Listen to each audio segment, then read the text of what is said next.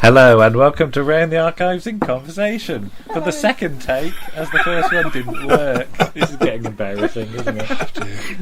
It could be a long night, guys. It could be a really long night. Stop laughing at me. Joining us again is Lisa. Hello. Martin. Hello. Hello. And Paul. Hello. Hello, Paul. Right. We thought we'd carry on talking about detectives, and Lisa, you suggested there are some more lady detectives. Yes, we thought we should look at the slightly more in depth about some of the female police women. There would be female police women and other detectives. Yes. But Martin, you recently had to do a cover in memoriam for Jill Gascoigne. I did indeed. So, yes, it was April 29th, so it's already a couple of weeks ago now. But I do these covers mostly because I don't do them for everybody. But I do tend to think there are certain figures, certainly in archive TV circles, if you like, who are kind of iconic and kind of really worth. I mean, everybody's worth mentioning, but some of them sort of draw my eye more, and I sometimes think, yes, that's someone we should definitely do a cover for. And Jill Gascoigne was one of those people. I mean, she was one of those astonishing actresses anyway, but then she created this role as Maggie Forbes in Gentle Touch, and basically in many ways changed the way women in British police dramas were portrayed, across the board. They kind of there's before that role and there's after that role. I mean, I've been watching a bit of Softly Softly recently, and who's the actress who plays in the first series of Softly Softly? Can't remember her name. It's gone completely. But there's always a bit of this strange relationship with WPC or woman police officer. I was watching a Morse this afternoon. And when he refers to someone as have a talk to a woman police officer, and it was kind of like, oh yeah, this is on the cusp. This is where it all changed, and Jill Gascoigne was absolutely at the forefront of that. The weird thing about that is that Morse is post the Gentle Touch, isn't it? So you would have thought it would have caught up with it, really. Yeah, it was just kind of odd. It was the Ghost in the Machine one. It was the line in. I know he's supposed to be old fashioned and everything, but. Although strangely not as much in Endeavour, so there we go. But it was just interesting that this. I was a spoiler alert. I was doing you an article for Softly Softly, and there's all this. What is her actual rank? The woman in it. I think she's like a PC, isn't she? Because they say she's woman police officer, so I think it's like a WPC. It's a very weird term. But it's just because it also seems to have a D in there. Is there some of the letters in there? It's like they didn't really know what to call them, but they had to put woman in it somewhere just to make sure everybody knew. Well, if she's a woman detective constable. That's probably it, yes. PWDC. That sounds about right. PWDC does sound about right, yes. But because there was a Softly Softly we watched the other week. I can't remember if it was an Alan Pryor one or not. But they sent the woman police officer to talk to a suspect, and when she came back, she wasn't happy because there was a bit of subterfuge involved, and she sort of goes off, and they all basically said that women, Well, again, it's kind of weird, isn't it? Because even in when you go back to the Blue Lamp, the women police officers have been part of it. Because they have to be.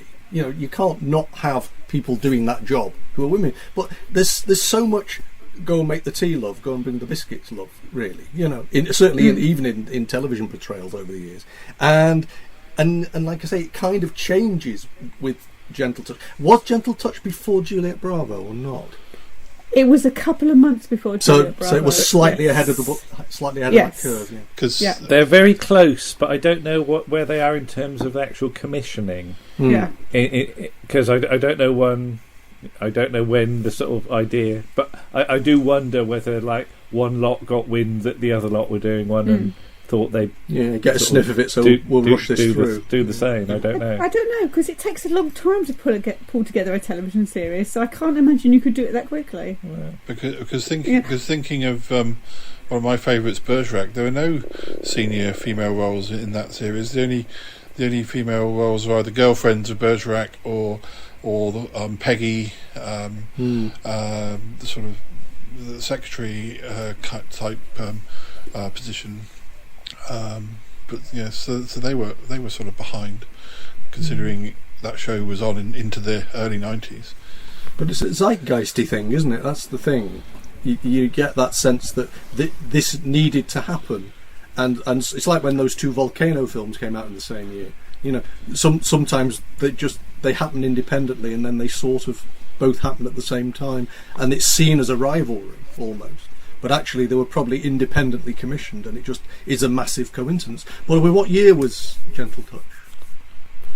We didn't ask about this. I should know. It's 81, I think, isn't it? Right. Gentle Touch. Yeah, it's very early 80s, I think. So despite everything that happened in the 1970s, that's the first proper British female police officer series. Yes. Good God. And I think it's beaten by Cagney and Lacey by by a year or so. Yeah. Because I think the first of the pilot for Cagney and Lacey is late 70s. Yes.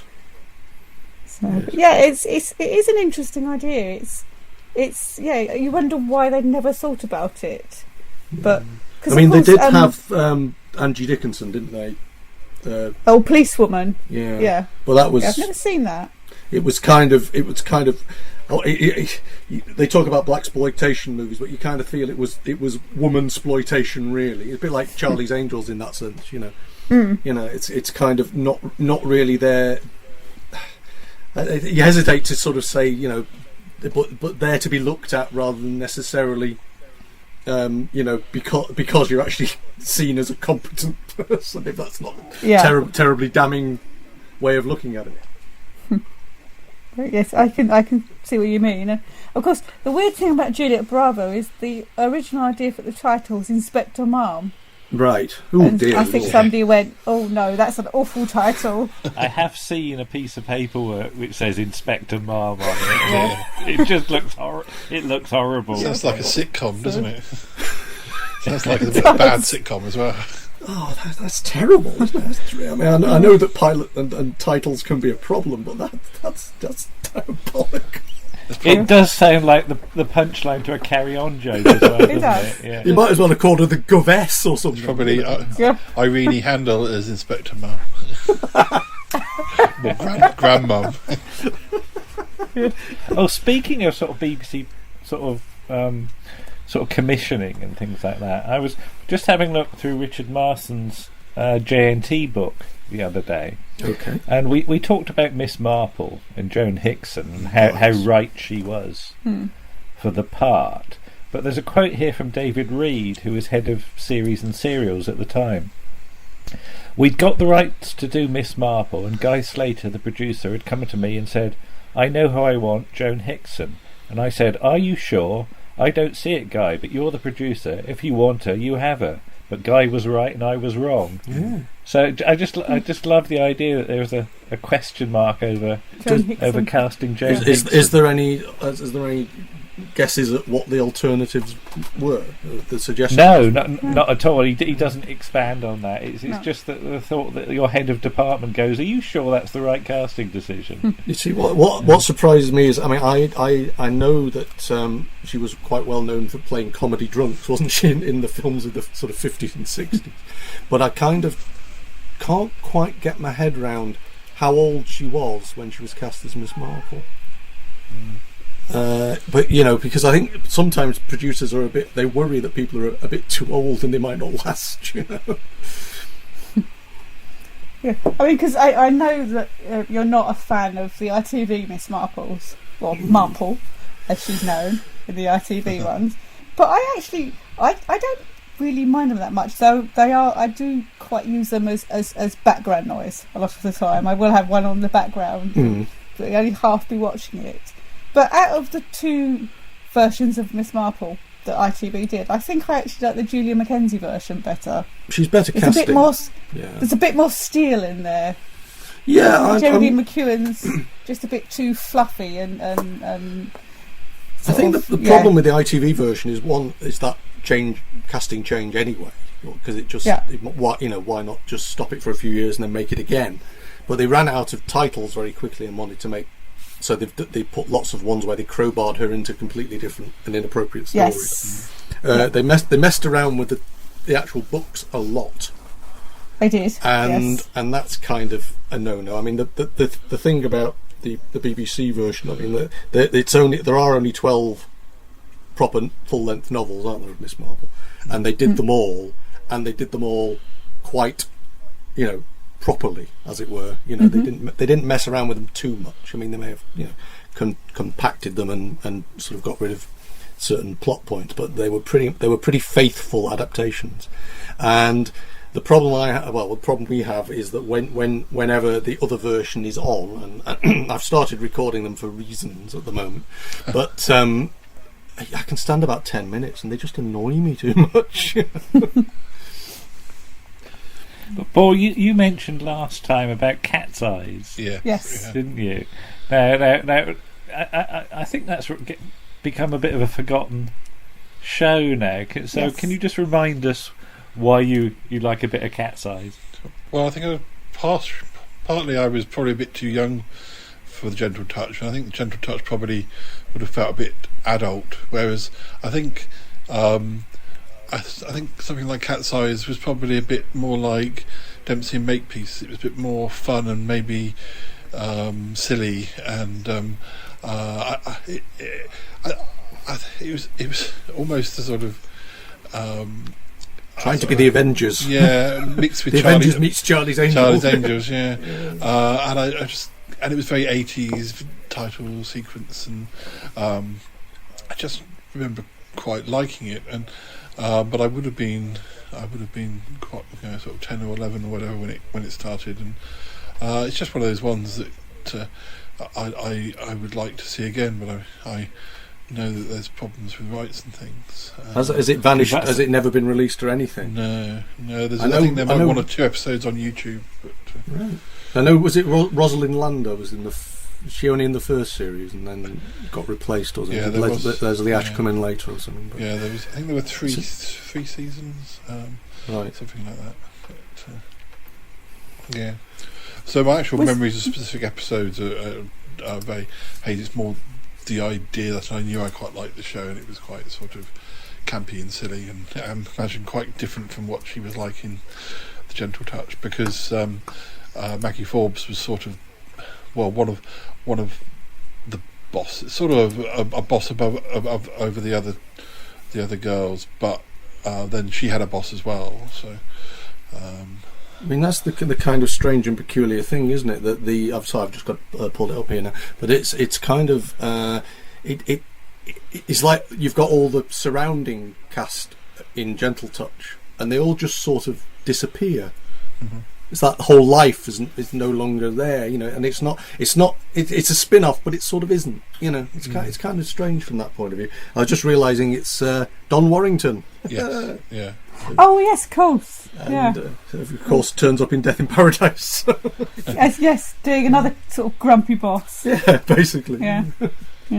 I wonder what made them think of having Maggie Forbes in it rather than just starting with a completely new cast and not having any connection with it. I suppose it was the same. Had they done 5 years of Gentle Touch by that stage, or something like that? Yeah, maybe they just wanted to refresh it. I mean, isn't it a TVS show, and TVS stuff's just tied up in a load of red tape because it's now owned by Disney or something? Yes, I think you're right. I suppose thinking about it, I suppose it's like the Softly to Z cars. Yeah. In the same way that keep the character going. Yeah. But just in a different environment. So yeah, just interesting that they follow that. Yes. But that's that like path. taking Barlow from Z-Cars straight to Barlow at Large. Yeah. Because Barlow at Large is more sort of home officey, isn't it? Yeah. So. So they weren't brave enough to make her a chief constable then. No. Because you also mentioned there, Paul, about Cagney and Lacey as well, and that's something we've barely dipped our toe in as well. But Lisa, you wrote it down on your list. I did.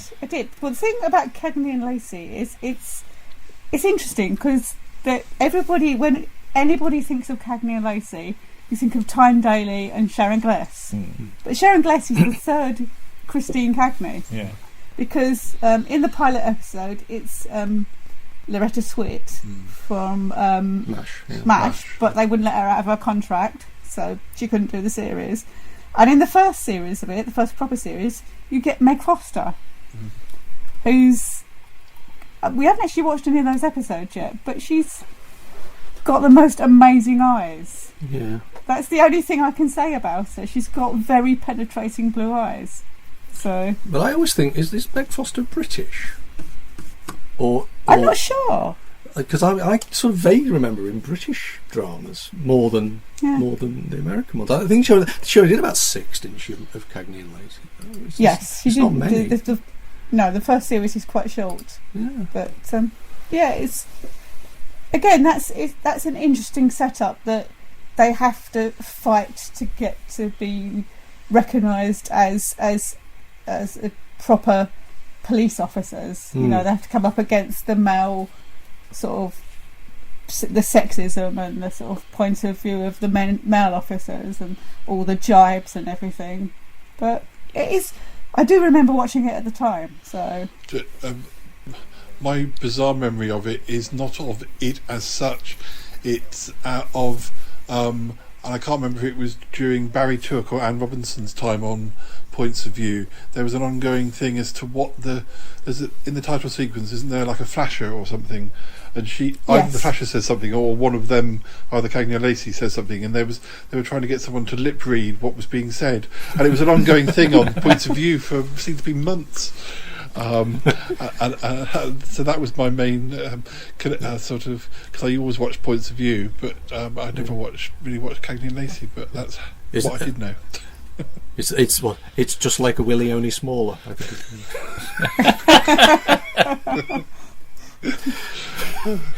Moving on. I don't know what to say to that. I go for innuendo. Martin just goes for pure filth. Lisa, you'd written down a load of names from the Rivals of Sherlock Holmes. I have, because we talked about Rivals last time, but we didn't go through the lady ones. The lady ones. So chuck some names at us. Well, I think from the first series you've got Lady Molly from the story The Woman in the Big Hat. Yeah.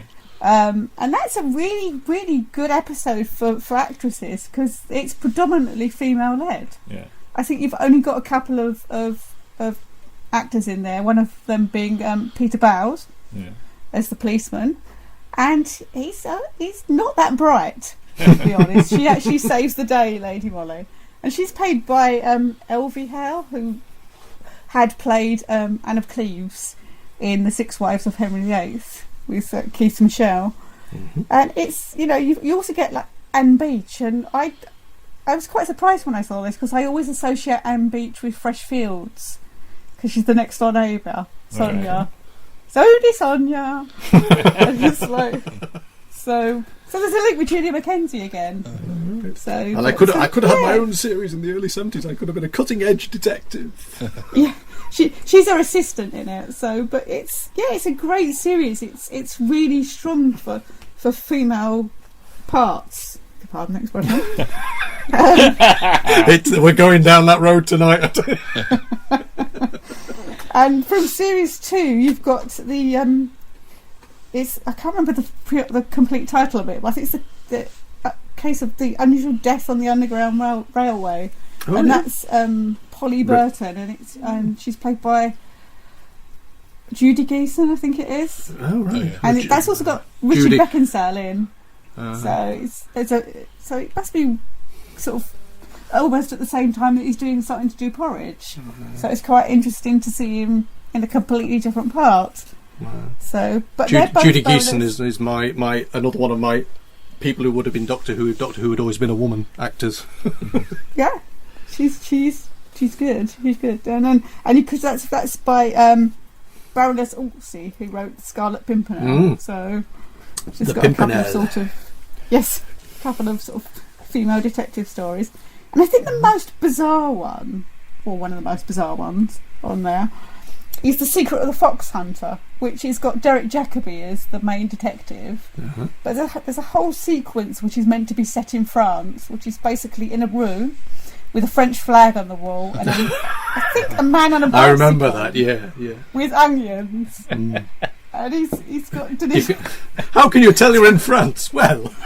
It's got Denise Coffey in it from Do Not Adjust Your Set. Okay. So... as a very small spy. Very small spy. What, inch high, private eye? A tiny spy. That's the really weird. A mini spy. He just dies at the end, doesn't he? Oh, you've given the end away then. Oh, well, that's a spoiler. It's 40 years old. You've had 40 years to watch it. What, did he eat a poisoned onion or something? No, I think he somebody tries to poison him, and you think he's okay, and then at the end, just before the credits, he just dies, and you're like, oh, well, there you go. Okay, so that's one of the odder episodes. Okay. And then also from that second series, you've got. How would you say you would say it? Well, you just seem to have written down Hagar. That's how you spell it. And to me, Hagar was that hairy Viking in the comic strip that was in the Sun. Hagar the That Horrible. wasn't a woman. Yeah. So, and that's the Mystery of the Amber Beads. Yeah. And she's like a sort of a gypsy character, I think. Yeah. Okay. So, but yeah, that's. I mean, obviously, that series is predominantly male characters because when the stories were written, it was predominantly male-led. But it's nice that But you've got a decent showing there. Yeah, actually. female characters. And as you said, any of those could have been spun off into. Yeah, I mean, into other ones. I think probably the strongest out of those would have been Lady Molly, Yeah. because she is a detective, so you know, rather than I think a reporter or whatever. The golden age of detective fiction, though, since they've been the British Library have started reprinting a lot of the more obscure lost stories from the 20s and 30s. There were a lot more female detectives that just didn't catch on, but there's a lot more books that feature them. So, you know, it's actually something is being done to redress that balance, even if it's a century too late. You know. So, I mean, then you've also got coming a bit more. Well, I say coming a bit more up to date. It's not that up to date because it's probably about 20 or so years ago. You've got DCI Jane Tennyson, Prime Suspect. yes, Helen Mirren, who's a cat. Who is a cat. She's the first cat detective. She's not a cat detective. You better explain that. Susan Calman has a few cats, and she likes to give them unusual names. Right. And one of the cats is called DCI Jane Tennyson. Right. Yeah. And she's here tonight! Dealey does impressions. Oh, that's really well timed. Dealey has memories of these programmes he wants to share. I do love that story about Jane Calman saying that she was going to go on the Orient Express, and so she bought all the tweeds and did the full Margaret Rutherford for her. That's just brilliant, absolutely brilliant. That's the way to go on the Orient Express, if you ask me. I mean, the thing about Prime Suspect is that even though it's relatively more recent, there's still a lot of sexism, and she still has to fight to you know, get herself regarded by the men. You know, it's one of these ones where she goes in and they don't respect her. Yeah, it's the big thing for the series, isn't it? That she has to prove herself, and certainly in that first one. I mean, I don't think I stuck with it for all the seasons, but that first one, because it's got Tom Bell in it as well, hasn't it? As a right old. It has. Yeah. And he it's basically it's about 6 episodes, and it's a total war for the entire to get any kind of accreditation until you earn the respect, which I know is a trope anyway, but it has to be done. You know. Yeah. She's brilliant, though, isn't she? She is brilliant. I mean, to be fair, you know, it's Helen Mirren is fabulous in Prime Suspect. She is. I'm very I've never seen it, but I'm very very curious about the show Mrs. Columbo. Do you know about this? It was Kate Loves a Mystery. It was. I think when the original Columbo series finished, they kind of wanted some way of finding, some way of continuing it, but it was never endorsed. Proper by Peter Falk never appeared in it, and there were 2 seasons of it, but and it was Kate Mulgrew was Kate Columbo. Yeah. But then I think perhaps in the 2nd season she was supposed to be divorced from him, so it appears to have had. It says on the Wikipedia page that it was called Mrs. Columbo, then it was later known as Kate Columbo, and also Kate the Detective, and then Kate Loves a Mystery. So I'm not sure. There was only 13 episodes. I don't know whether there's literally those titles appeared on different episodes or what. But it seems quite a it's a shame that it's not. I don't think it's part of my Columbo box set, but it's probably completely buried in legal red tape somewhere in the depths of sort of Universal Studios or something. They probably burned all the negatives or something. Or do Columbo fans operate on the principle if it hasn't got Patrick McGowan or John Aston in it? Then John Aston's not in it. Oh, John Aston's in. He's in Murder She Wrote. In Murder She Wrote all the time. Yeah. Being boggly-eyed and slightly over the top. That's a description of your acting style, isn't it? What are you remembered for? Well, mostly. Columbo's mostly Patrick McGowan. Yeah. It always seems to be Patrick McGowan. Yeah. You turn it over and go, oh, Patrick McGowan. There he is again. But of course, I mean, if you're talking about female detectives more up to date, you've also got Rosemary and Thyme, or Sage and Onion, as you call them. So, because Stephen Gallagher gets excited sometimes if Rosemary and Thyme's on because it might be his episode. Wasn't there some sort of mowing machine contraption or something in one of his episodes? Possibly. It was a weird thing. I don't really. It doesn't really stick in my head, unfortunately. No. The plots of those ones. No. But, well, it's the Jessica Fletcher effect that. Everywhere they go, somebody gets murdered, and sooner or later you'll be thinking, hang on a minute. I was going to say, I wonder what their reviews on sort of checkertrade.com are like. That they did a good job on the garden, but somebody died. Yeah. We found 6 people buried in the shrubbery, but, apart from that, it's a very nice view, thank you very much. 4 stars out of 5, knocked one off of the dead body. Body, If only they hadn't killed my wife, it would have been fine. It's bizarre. But Lisa, talking about sort of lady detectives, yes, I think that brings us neatly on to Paul Darrow playing a lady. Oh gosh, and being a detective. Paul Darrow playing a lady. Yes. That's one of those episodes. It's in an episode of the last series of Whodunnit, and it's one of those episodes where you're watching it and all of a sudden you realise who it is. Yeah. And at that point you have to applaud the bravado. Because Paul Darrow plays the whole episode in a dress, doesn't he? Not the wig, he takes the wig off. Yeah. But the whole episode in a dress. But that's really odd. Because he also gets to play his version of Columbo in an episode. Yeah.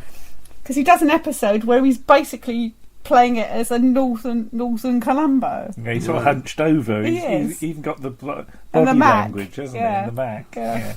So, but I mean, Whodunnit is, although technically not a detective series, it's a detection game, I suppose. Yeah. But that's a great series. Can I ask Paul and Martin? Have you actually seen much in the way of Whodunnit or dared? Funnily enough, I've got all but the last season. And I'm about halfway through the 3rd, I think I am. But, I've got a season, and I can't remember which one it is. And I can't remember whether I just picked it randomly or whether it was because of the guests that I knew were on that season. But I don't remember. I haven't watched a lot of it. We'd recommend dipping your toe further in the water with Whodunnit. I think it's great fun. And it seems to get more bonkers as it goes Yeah, along. by the last series, I think because they know it's the last series, they just don't care. What's that one with Kate O'Mara as a pirate? Oh, that's I can't remember what the episode's called, but yeah, she's a pirate called Treasure Chest. Yeah. Okay. Yeah, that's a really odd episode. Yeah. So, because there's also one in an earlier series, which we did do a review of for the podcast, Future Imperfect, with Bernard Horsfall as the murder victim in the most ridiculous outfit you've ever seen.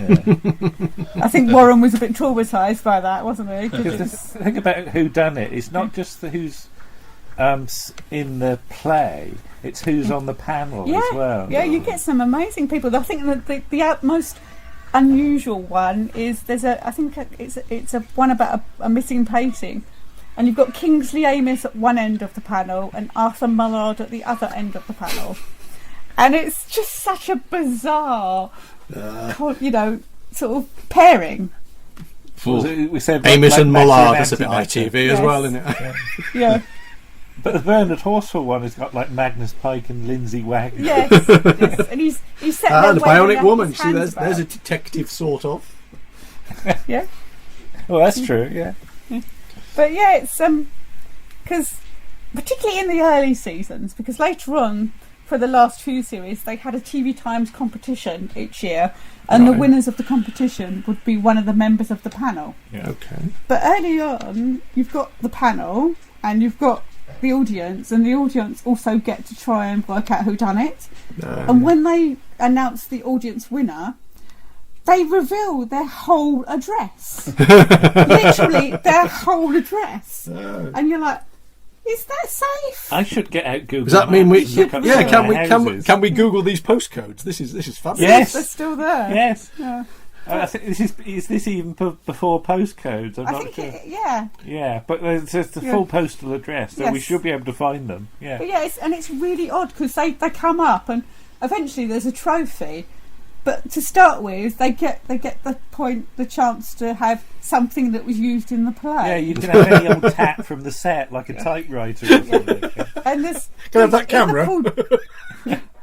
In the Paul Darrow episode, the audience member winner wants a weekend in London and to see a play, and I can almost hear the producers shouting, "No, We can't afford we that." can't afford that." That is amazing. Yeah, of course, you've got John Pertwee as the host, but because he's a guest in the first series, which is hosted by Edward Woodward. Yeah. Rather badly to start with, but he gets better as he goes along. But John Pertwee's very, very naughty in the episode he's in. He's obviously decided Oh yes. that he'd like the job of host, and he plays up dreadfully, doesn't he? So Never knowingly understated, though, is he? oh, definitely never knowingly understated. But Martin, do you actually remember seeing them at the time? 'Cause Yes, I'm very old. Yes, all right. No, I do, and Warren does. No, I do remember that. I used to watch Whodunnit, probably because I used to watch Doctor Who, and it was. I think they did do a big thing in the TV Times. They kept calling him Doctor Whodunnit, and you'd kind of. I'd tune in for that, But there are sort of snippings in the old scrapbooks of Whodunnit. So the book cover I've got, and when it came back, and there were articles in the TV Times. So yeah, we were very aware of it, and I would watch it, But I don't. It's one of those things I don't particularly remember us watching as a family. So it was probably. But then again, in real terms, it was probably just another quiz show. You didn't. I didn't really sink in, as when I was that age, that it was anything other than another panel show, and boom, But I do remember Anushka Hempel and Patrick Mower specifically being sort of residents on it. Yes, Anushka Hempel and her very expensive furniture. She's now a interior designer, and you can buy a chair for how much was it? Thousands. It was something like £1,500 for a chair. It didn't even really look very comfortable because it was once sat on by John Burt. Because in the last series, you alternate between Anushka Hempel and No, it's Lisa Goddard. No, Lisa Goddard's in it as the panelist, but I think Anushka Hempel does. No, it's Anna Dawson, isn't it? Yes.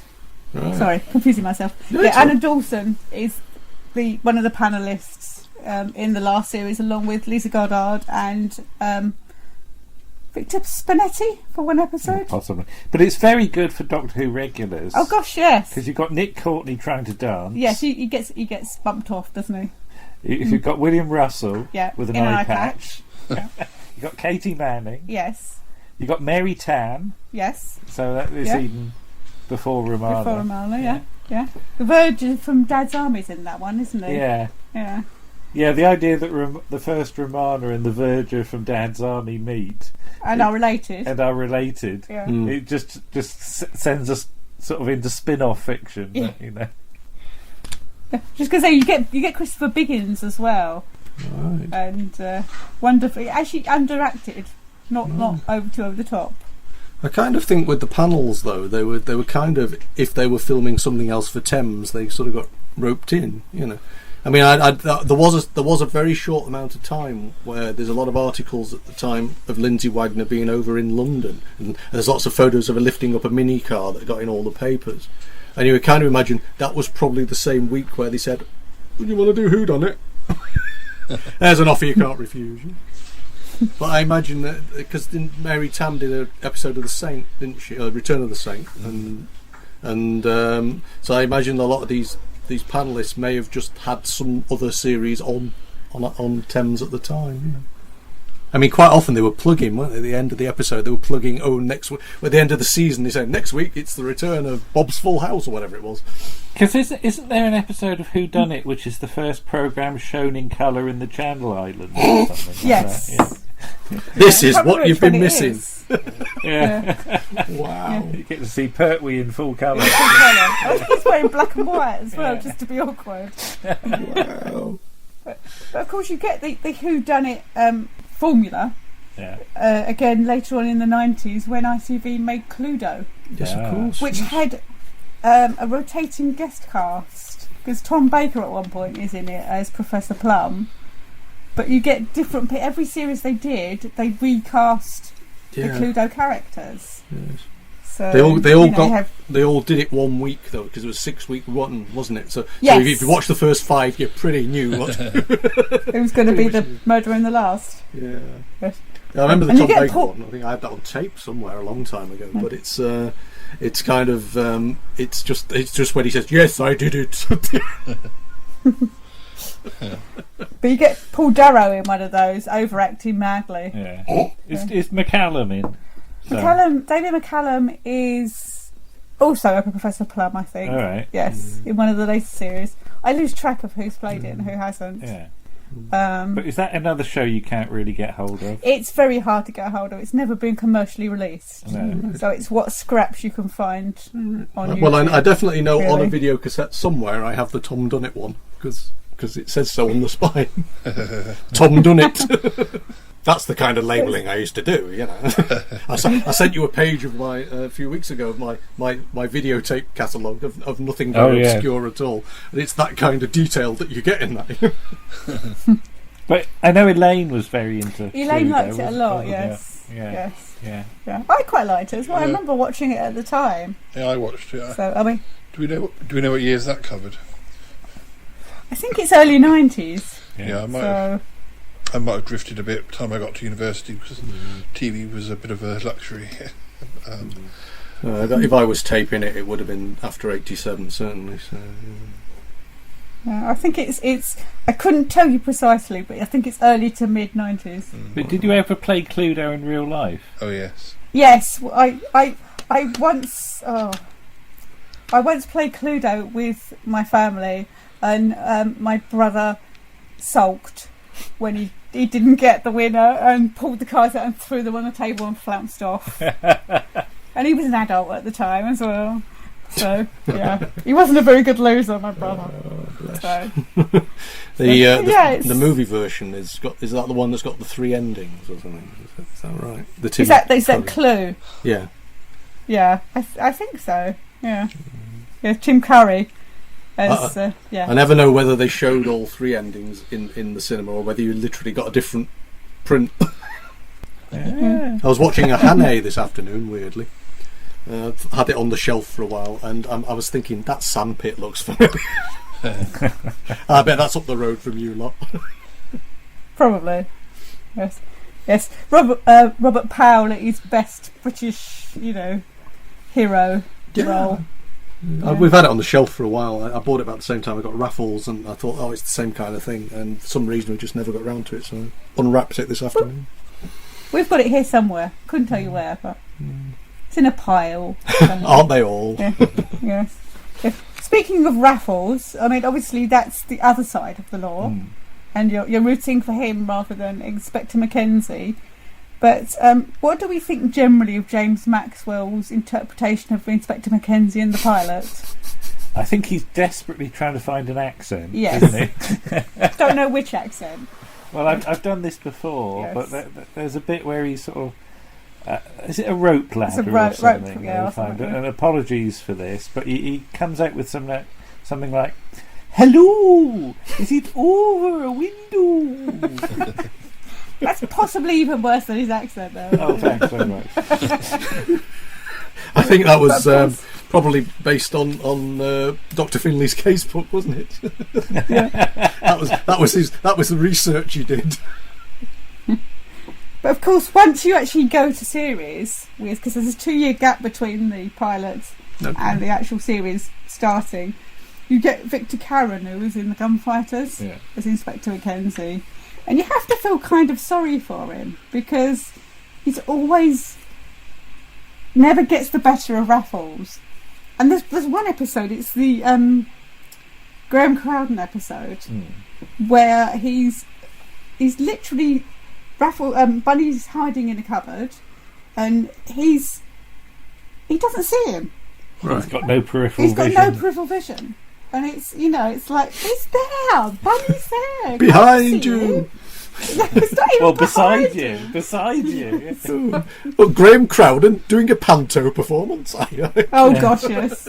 Let me in, it's the master. How many 9-1 have you seen today? But who did you say is a guest in that? Actually, Jill Gascoigne's in an episode. Yeah. She's in I think it's about the 3rd episode of the series, and it's got Alfred Marks in it as the main sort of... Is that one of the few things where Alfred Marks wasn't actually on a game show or a panel game? Or play Alfred Marks. Yeah, he'd just come off the Whodunnit set that very moment. Yeah. And she's his lady friend. Oh, yeah. So it's him and Brian Clough. Because Marina Sirtis pops up in one. Yes, Marina Sirtis is in one with... I can't think of his name. Film director. Oh, It'll come back to me. Yeah, he did Whodunnit and I. Yes, yeah. I know who you mean. Yeah, I can't get his. Yeah, yeah, I know exactly who you mean. Yeah. And there's also the episode with John Savedon, and he gets set on fire, and suddenly he's tall and thin instead of broad and fat. It's James Grout, isn't it? As the film director, or is that? Am I thinking? No. Is that something? No.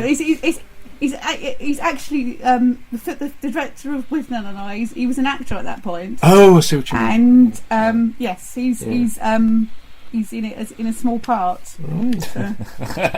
as a small part. Are we back to the Flasher again? I just remember when I was watching Rivals, and then I watched something else, and James Grout was a film director again. I thought, he's... James Grout played a lot of policemen over his career, because of course he's the is he an inspector in The Box of Delights, or a sergeant? Yes, this is the useless. Yeah, the useless policeman. The useless policeman. He's more interested in making possets. And he's the bulldog of the.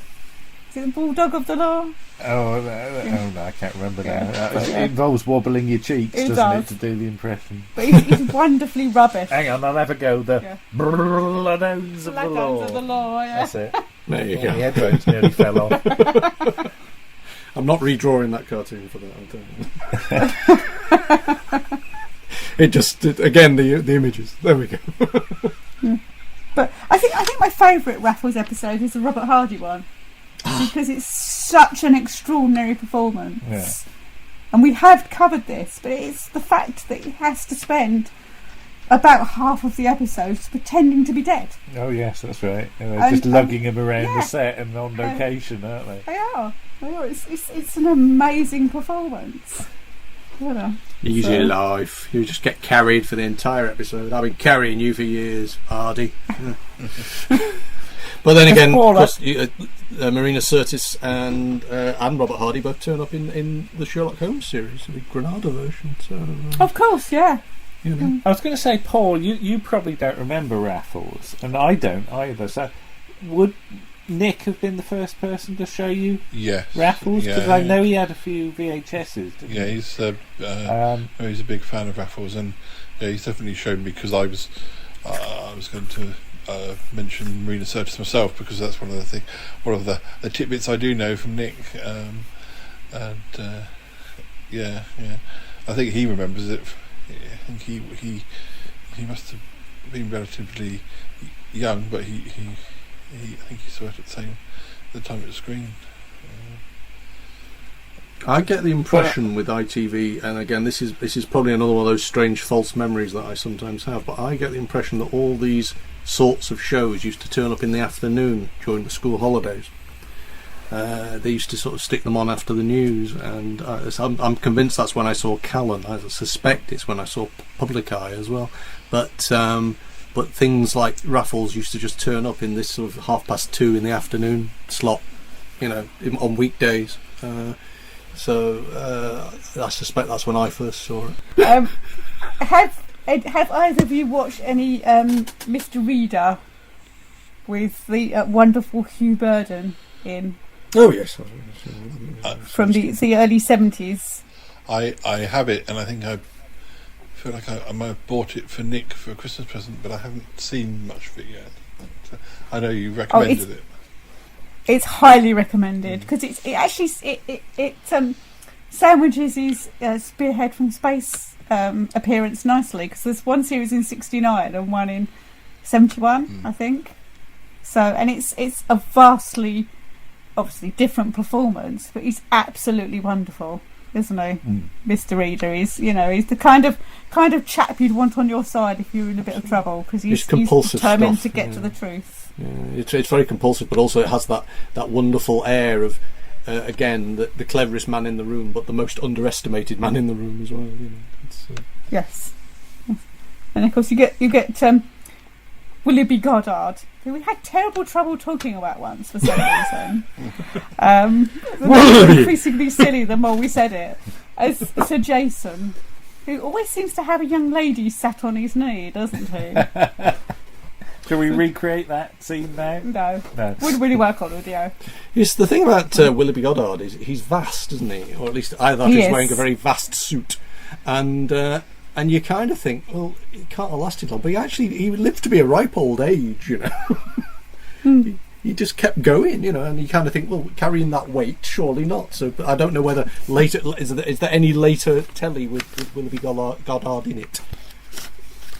I'm not sure. We should look him up. We should, and see where if he did much after that. But thinking about that, actually, I was just thinking, because you were looking earlier at the start of a Mr. Reader, and I think is that particular episode is there's some foggy scenes in it, and there's a Raffles where there's one on a boat, isn't there? And it's meant to be foggy, which would work if you couldn't hear the smoke machine going off stage. Chugging away in the background.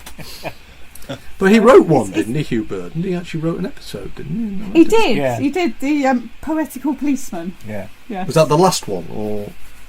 No. It was about halfway through the first series, I think. Okay. Because Colin Baker pops up in it as well. Yeah. He was amazed. Was it? Oh, is that out? No, is that one where we sent Colin a picture and he went, is that Mr. Reader? Yeah. Is that out? Is that on video? Yes. Probably sitting in your agent's office, love. Yeah. Yet another actor who doesn't know that stuff's officially available. But it's Mr. Reader's a very interesting series. Now we have in sort of the interim since the last recording, we've done a few Crown Courts, haven't we? We have. So let's just zoom through the Crown Courts we've done. Okay, yes. So we rewatched The Death of Dracula. Yeah. Which is tremendous fun. By David Fisher. Okay. If you want an odd story, watch the David Fisher ones. So Dracula is shot dead by a silver bullet on stage. Yes. And then his wife is up for murder. Yeah. In Crown She Court. loaded the gun. In Fulchester. Yeah. Yes. Yeah. Which is huge. I think my absolute favourite of episode of Crown Court, well, there's two. There's the dogs, which is all about betting at the dogs, and there's a whole long scene with Mary Wimbush delivering this speech about how the odds work, and it's stunning. It's you wonder how many takes it took to do it, because it's just this long thing about what odds are what and everything, and she just rattles it off. And then you cut to Ian Marter, who's in that episode, as a QC, and he's just sat there looking absolutely stunned, and the judge has to sort of prompt him to ask a question. And then there's the dishwashers and persimmons episode, where the word persimmons gets increasingly funny the more it gets mentioned. Persimmons? Yes. Goes the judge. We actually had to stop the DVD to look persimmons up to see what they were, didn't we? Yeah. But it the more you say it, and it's actually quite a nasty story, because it's all about sort of protection money and that sort of thing. But it's just the repeated use of the word persimmons. So the other one we did the other day. Wait. You're going to tell us now what a persimmon is? Oh, it's otherwise known as a Sharon fruit. It's a little orange fruit, which is horrible. Yeah. See, that was me thinking it was a housing estate. There you go. But yeah, we did the one with the witch cult as well. Oh gosh, didn't we? yes. The Circle of Witches in Yes. Fulchester. The Circle of Witches. I just love the idea that all the ones we seem to have done sort of imply they're going to be supernatural, don't they? You've had like Dracula and witches so far. Yeah. Yeah, it just turns out that the head witch, who's accused of it's not murder, is it? Is it manslaughter? Manslaughter, because she curses somebody to death or something. Yeah, and then they die a couple of days later. And then she says, well, I'm not a real witch, I just do it for the money. See? Right up your alley, this, Paul. You see, you now. What am I missing? And then I think the last one we watched was Patch's Patch, and that was about somebody who he'd come up with this idea to build cheap houses for young couples, but then he goes bankrupt and none of the houses have been built. And he's Persimmon Homes. You see, there you go. Yeah, and it's Norman Rossington. Playing the accused, and he defends himself. So you get lots of scenes where he's asking questions to himself. That's a really bizarre sequence, because he asks a question, then he answers it, then he never. And I'm like, okay, this is weird. But because there's a really over the top actor in that one, isn't there? There's in the first episode. There's an actor who's playing one of the young couple, one of the young couples, and he's really enunciating every single word that he says, and you're like, oh, this is really odd. Did this guy have much of a career? And he did. So, but maybe it's just this performance that was a little bit odd. But yes, we might be doing a Crown Court for episode 49, possibly. We've got to decide yet. Then. Yes. I have very, very strange memories of Crown Court, because it was on 3 consecutive days at lunchtime, wasn't it? In sort of Tuesday, Wednesday, Thursday, usually, if I remember rightly. And having a wonderful childhood in the sense that I used to just be left in the house on my own all day, because you could in those days, and nobody would get you dragged away, and I would just watch telly. But of course, some days in the week it would be arranged that I would go to someone's house for dinner. So I was always kind of annoyed, because I would always miss either the end or the beginning or the middle of a Crown Court story. And it's typical. You would get really engrossed in them. You'd really want to know how it was going to turn out. I've got to go there for lunch tomorrow. And I'll miss. I don't know. Done it. That sounds like me. I was very resentful in the 80s. One time I did cornet practice at the local band, and then also I was did Cub Scouts, and that either generally interacted or overlapped with Doctor Who episodes. I was not pleased. I think I might even have left Cub Scouts as a result. Bring back Saturdays. Yes.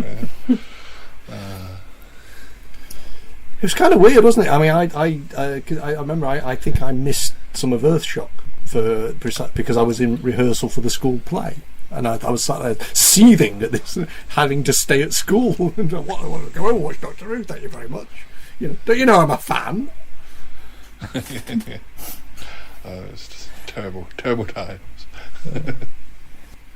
I was going to ask, if you had to nominate a detective to have a series now, either an old show that you think would really work now, or maybe from a series of books that have never really been turned into a telly thing, who would you nominate as a series for the future, Lisa? I would possibly go for either Max Carados.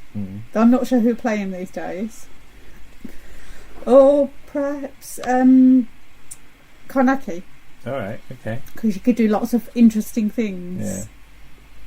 But I think either of those would work because they've both got unusual aspects to their lives. Yeah. Obviously, because Max Carados is blind and Karnacki's interested in the supernatural. Yeah. Because I definitely want to see a Mr. Reader series being made these days. Yeah. I think that would just be such an interesting way to go, because it ticks lots of boxes in that it's sort of period, and people always seem to like period stuff, don't they? And it's just the sheer precision of his character. Preciseness. There's no such word. But the sheer precision of his character, the way he always comes through the door at exactly 9 o'clock. Well, I'd like to see Ace of Wands come back as an adult series. Not it was never a children's series anyway. It was always an adult series that was stuck in a kid's time slot. But they could definitely bring that back. I don't know. I'm thinking, I having enjoyed them, I actually think that something, not necessarily a specific show, but something of the same kind of caliber or the same kind of style as Dixon or as Z-Cars, or something like Softly Softly would just be the sort of thing that would be a very good thing to be made now. Of course, my brain had already gone, oh, what about if they remade Vanderbilt? And of course, they have. Yeah, that's gone down well. Has it? But yeah, well, it's not got the most glowing of reviews. No. But, yeah, it didn't get a lot of points from Pip's mum. Oh well, so she's obviously knows what she's talking about. It didn't get that seal of approval at all. No. I think out of those, I would go for Dixon, because I think that's really a series you could remake now, but set it in the 50s, make it the period piece. Oh, right. Because it's the young sort of the older policeman teaching the younger policeman the ways of the area and the world. I fear they might make it a bit too glossy these days. It wouldn't have that that's always sort of always the look. danger. Yeah. Is it? Did they? Because they did a radio version, didn't they? They did a while ago with David Tennant in the first series. There's Andy Crawford, right? Yeah.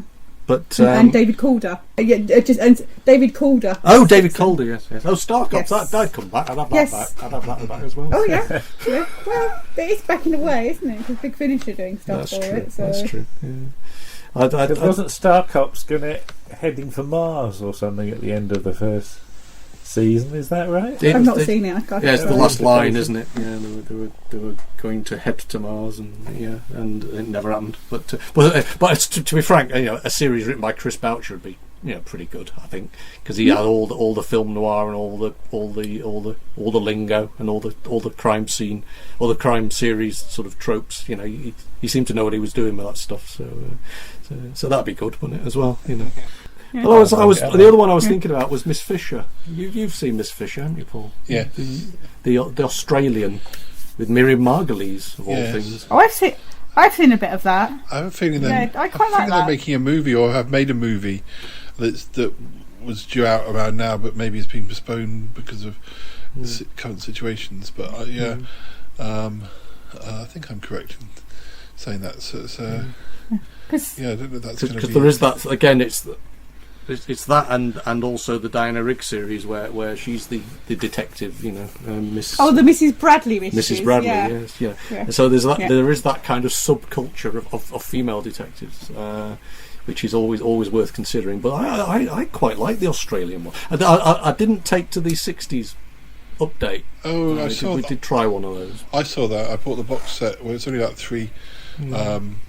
I didn't mind it, and there was also some cameos of Neighbours people, so that might have just given it an added bonus for me. But Well, yes, obviously.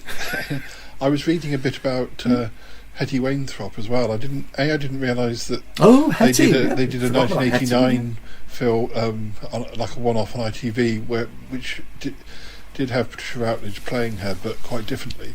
I don't know if that's on my box set. Whether the box that I have is just the BBC ones, but I was reading that they never actually they did 4 seasons and had been told that a 5th was being written, and then it just sort of never happened, and they were never told that, it's definitely not happening. It was more one of those. It sounds like it was one of those things that like they say about the end of after season 26 where other people's agents heard, or the wrong people had to tell them. So. You should phone up Big Finish and say, where's what you could do a Hetty Wainthropp series, mate. Is the missing stories, Yeah, they could get Katie in to do it, couldn't they? Katie Manning. Yeah, She absolutely. can do the accent. I could see that. Yeah. Well, there you are. There's a suggestion for Big Finish. Yeah, there you go, Big Finish. So you heard it here. We expect commission if you do it. Okay. You heard it Well, here last. On that note, we'll say thank you very much. Yeah. Thank you to Lisa. Thank you. Thank you to Martin. Thank Thank you. you to Paul. Oh, thank you. We'll be back again soon. Mm-hmm. Bye bye. Bye-bye. Take care. Bye bye.